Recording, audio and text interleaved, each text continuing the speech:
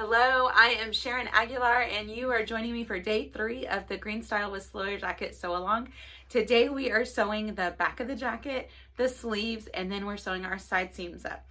So for today, on the back, there's a back pocket option, there's a color blocked option, or you can just cut the solid back piece. I'll put in the comments some places where you can start each depending on which option that you've decided. You can skip ahead to the part of the video that would be helpful for you. So the first thing I'm going to be covering will be the back with the pocket option.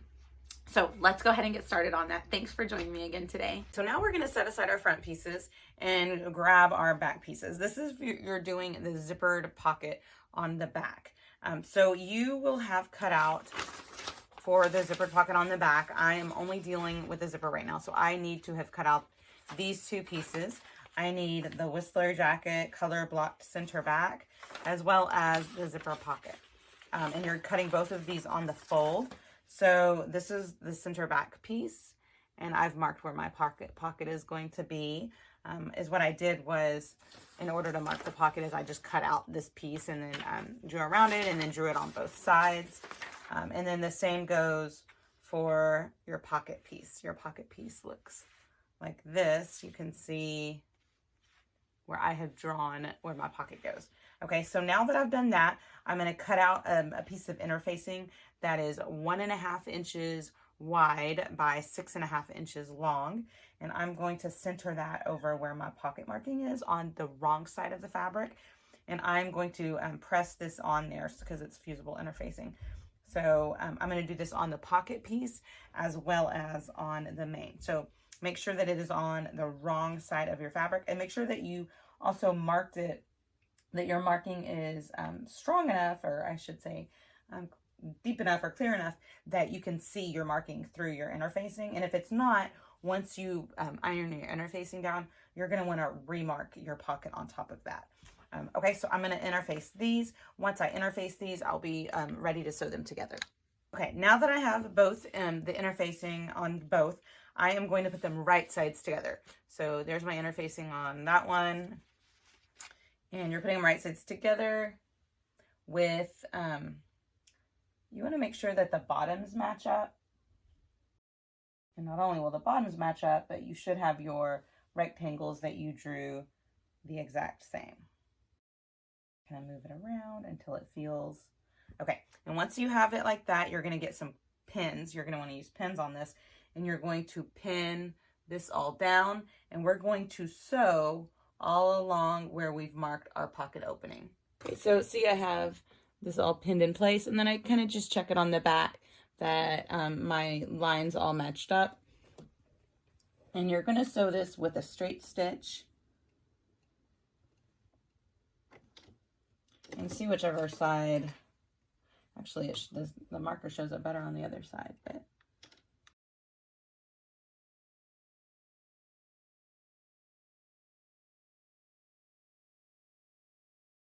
now that I have this sewn, let me show you what it looks like.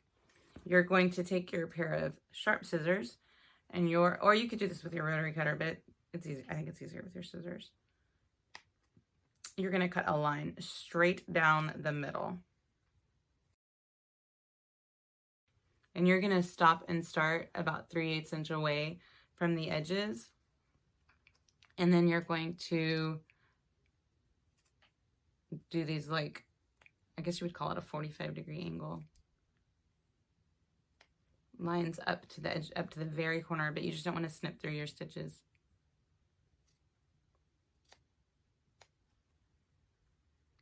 I'll show you when I finish.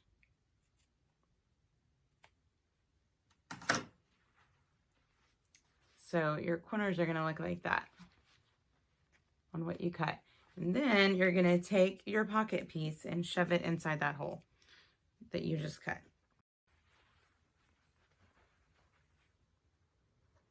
You're putting it all inside there.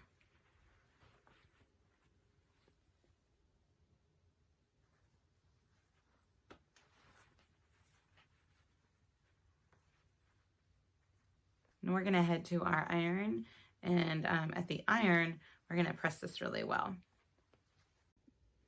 Okay, so now I'm just going to try and get all my corners really crisp. So I'll just use my fingers and kind of push this edge to where it's flat and straight like this. And then as I push it, I'll iron it down.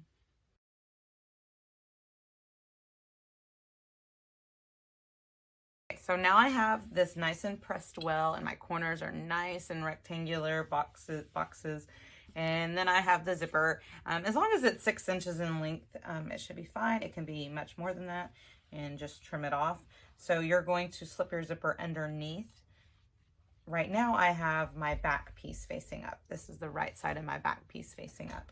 And then you can see the pocket that I had pushed underneath it here. I know it's hard to tell because they're the same colors. And then I'm going to just place the zipper right where I want it, and then just sew around that zipper. So in order to get it to stay still, I got some, this is pressure tape. This is wash away wonder tape. I'm going to attach it to this with the tape and pin it really well.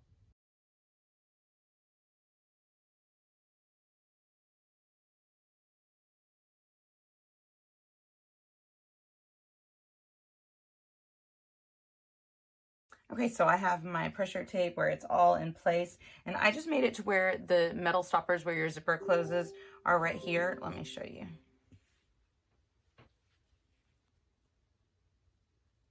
And then you have the extra zipper hanging off, and I'm gonna just sew around the top, just top stitch around, and then I can show you how I trim my zipper. So the first thing I'm gonna do is change the foot on my sewing machine to a zipper foot. Also make sure that the top thread in your machine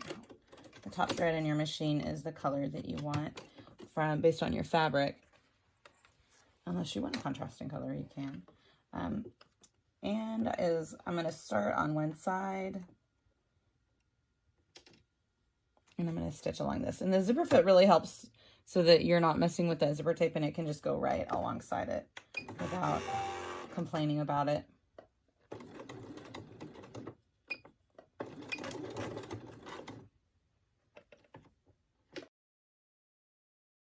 And so the layers you should be 3 layers. You'll, well, you can sew from either side, but it's easier if you sew from where this is the back piece and then the pocket piece is underneath. And the reason for that is because this is the side that's going to be facing out, and you can get it as pretty as you want from the inside, but if it looks ugly on the outside, you're not going to be happy. And this way you can take your time and make sure your fabric isn't shifting or moving in any kind of way. And the pressure tape will really help it just to stay exactly where it needs to be. Wonder tape is one of my favorite sewing tools.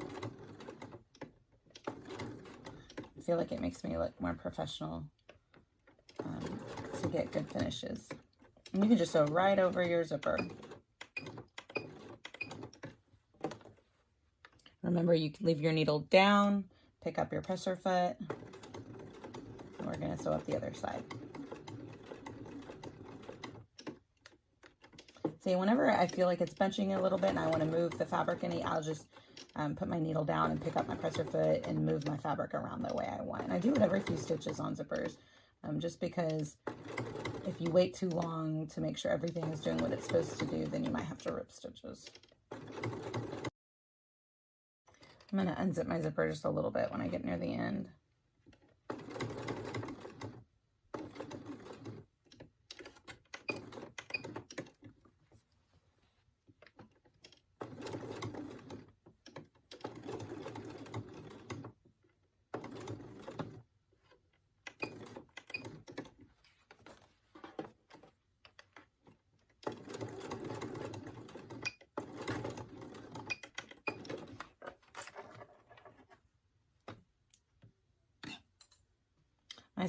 My scissors are magnetized so that they pick up pins all the time. Okay. So this is what it should look like right now. And then this is what it looks like on the back. And what I'm going to do is just kind of zigzag a little bit over, and you don't have to have the zipper foot on to do this, but I'm going to go as close as I can here, and I'm going to zigzag over the stops on the end. Oh, that's still a straight stitch. just back and forth.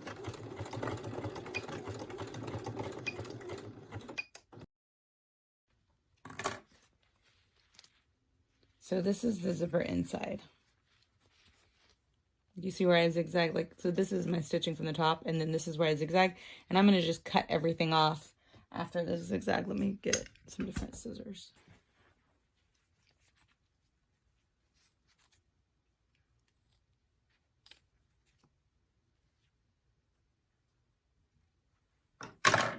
Okay, and there's the extra of my zippers. So there is the inside, and then there's the right side. And so now I'm going to hold it from the top, and then I'm going to let that pocket just fall like this, and I'm going to line them up from the bottom.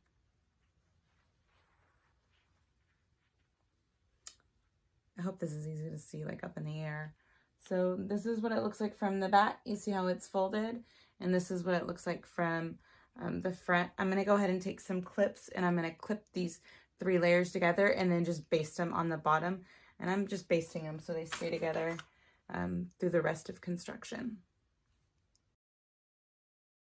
Okay, so there you have it. That's actually upside down for you, but this is what it'll look like here. I'm also going to baste the sides because otherwise the pocket kind of likes to fall forward. Now I am back from the machine. I have finished my back zippered pocket, and you can also do the color blocking without the pocket. So I just want to show you this is what it looks like on the inside, and then this is what it looks like on the right side. And so now I'm going to grab the side back pieces, and I am going to put them right sides together. So figure out whichever one you want to be. This is my right side, and I am going to put that on here. And so this is what it's going to look like when it's finished. And I'm just going to put these right sides together and clip all along here, and make sure that it meets at the seam allowance when you clip at the top.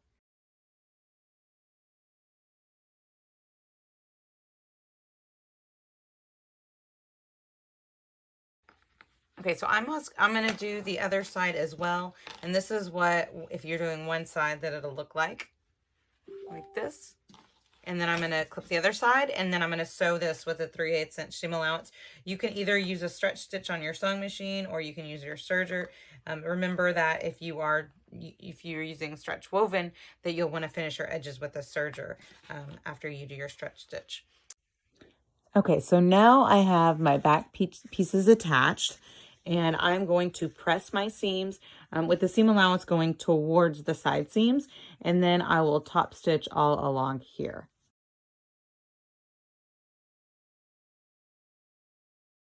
On your back, you might have done just the solid back. So then if you've done the solid back, then you don't have to do this part. But if you're doing the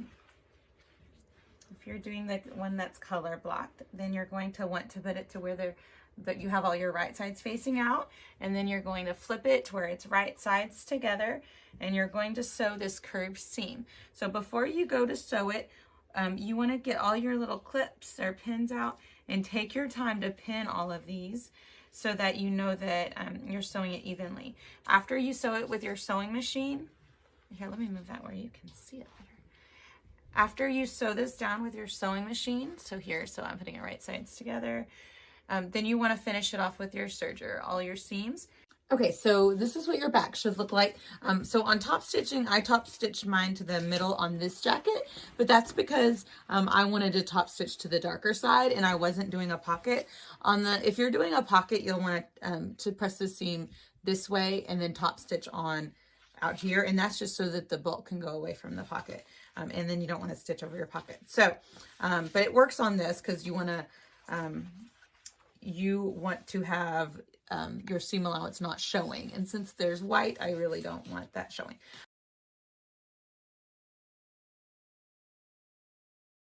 Okay, so now we're at the point where we have finished our back, and you can do this. This is the same for a solid back piece, or if you've done one with the color blocking or the zipper.